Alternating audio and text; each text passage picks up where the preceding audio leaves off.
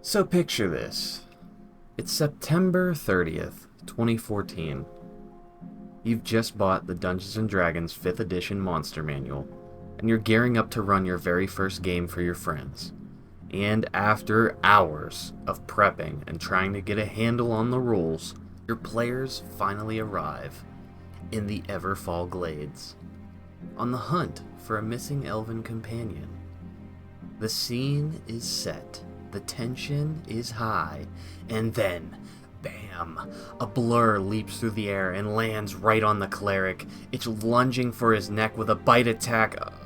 Oh god, it doesn't have a bite attack. Okay, it's fine. It goes to lunge for a claw attack, and it's missing claws too. Okay, the beast retreats under the Shroud of Night, and it doesn't have dark vision, so it just runs into a tree, I guess. The Displacer Beast stat block, where the excitement of monster design goes to take a nap. Well, hello. This is DM Dungeon Mastery, and my name is Anthony, your Dungeon Master for the day. Today we're fixing the runner-up for the most misused creature stat block in the 2014 5th edition Monster Manual. Whatever intern made this stat block must have been sleeping, because this kitty is on life support.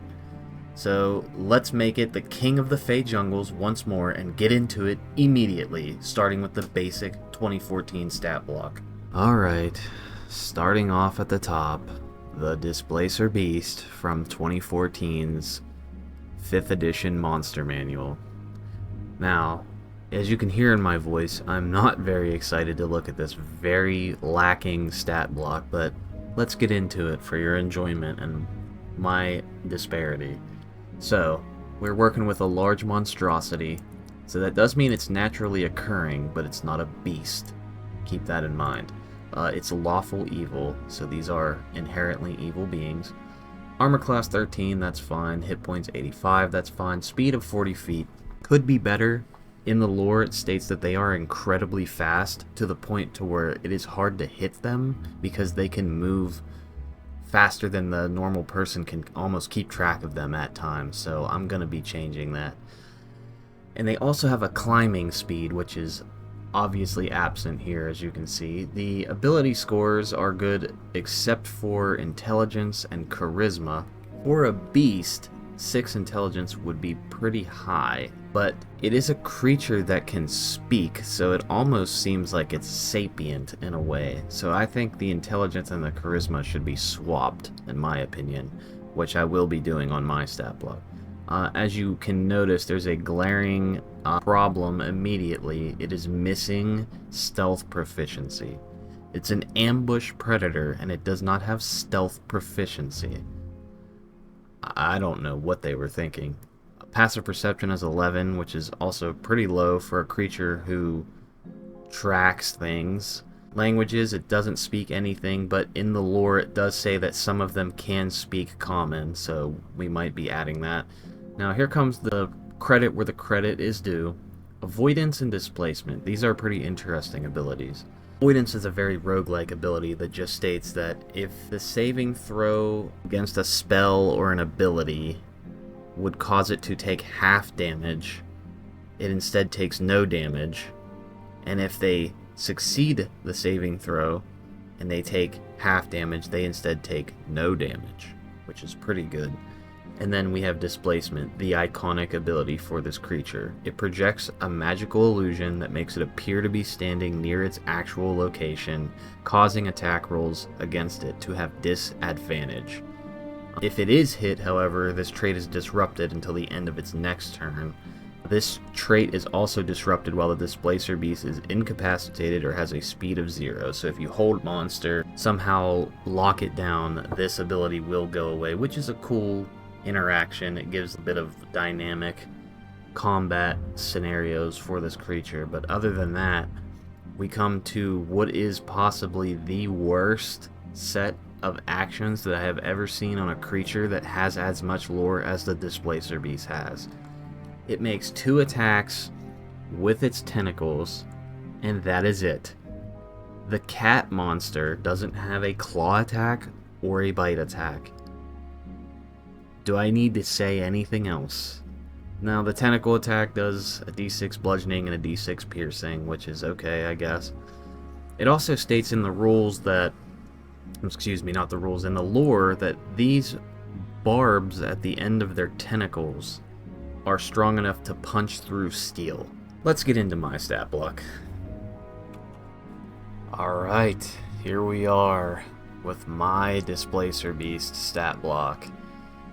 So, we're going to start off with the abilities and whatever changes to the left side of the stat block I've made. The first thing that I made a change to is the walking speed, and I gave it a climbing speed. 50 feet is more in line with the beast that is so fast it can outmaneuver fighters to get to the backline to target the mages first, like it says in its combat lore. That's what they tend to do. They're fairly intelligent beings. And then I gave it a 20-foot climbing speed on top, so that's gonna equal out to 70 feet of movement speed in one turn, which is pretty nice. So for the ability scores, the only thing I changed was I made the intelligence a 7, and I believe I kept the charisma the same. Moving on, the skills, I gave it a proficiency, actually I gave it expertise in perception and stealth, being that these creatures are predators, they are hunters. They stalk through the tree line hunting their prey before they pounce on them from above. So I think they should have these skills. And the biggest thing that was missing from the stat block is the dark vision of 60 feet. It literally says this verbatim in its lore. It has a dark vision out to 60 feet, and it didn't have it in the vanilla stat block. So made that change immediately. Understands common but can't speak it. Some Displacer Beasts can speak it, so I left out the but can't speak it. That's up to you as a dungeon master if you think that these beasts should be able to speak, but they do at least understand common with their relatively high intelligence for a creature that is not necessarily sapient. Now, you'll see immediately that the avoidance ability is missing, but I actually just combined avoidance and displacement into one thing. So this is the first of the abilities section of this video. Displacement says now, the Displacer Beast has advantage on saving throws against effects that deal half damage on a successful save. On a success, it takes no damage. So if you throw a fireball, and if it succeeds it would take half damage, it actually takes no damage. So it's still hard to hit with a spell. And then I mentioned its illusion also grants disadvantage on attack rolls against it. This disadvantage ends if the Displacer Beast is hit by an attack, incapacitated, or has a speed of 0. So the same exact thing, I just combined it into one ability so that it's less confusing. I tried to cut the wording down on everything as well. I gave it pack tactics because it states in their lore that they do hunt as packs sometimes as a pride. They move in really small prides. So in the event that you do want to use these in a pack, wouldn't really recommend it against a lower level party. I would save that for maybe party of 6th to 8th, maybe 10th level. You can have 4 or 5 of these things attack and they would be actually pretty deadly. Moving on to Predator's Pounce, it says that they have a jumping height of up to 25 feet. This ability also moves into if it leaps at least 10 feet in a turn, and it doesn't have to make a check to do this. You can just say that it jumps on its way towards a target, or if it leaps out of a tree during an ambush and it lands on somebody, like I described in the beginning of this video. It has to target somebody with a claw or a bite attack, and it deals an extra 2d6 damage. Knocks the target prone if they fail a DC 14 strength saving throw. And there's an interesting ability I added in with this with Predator's Instincts.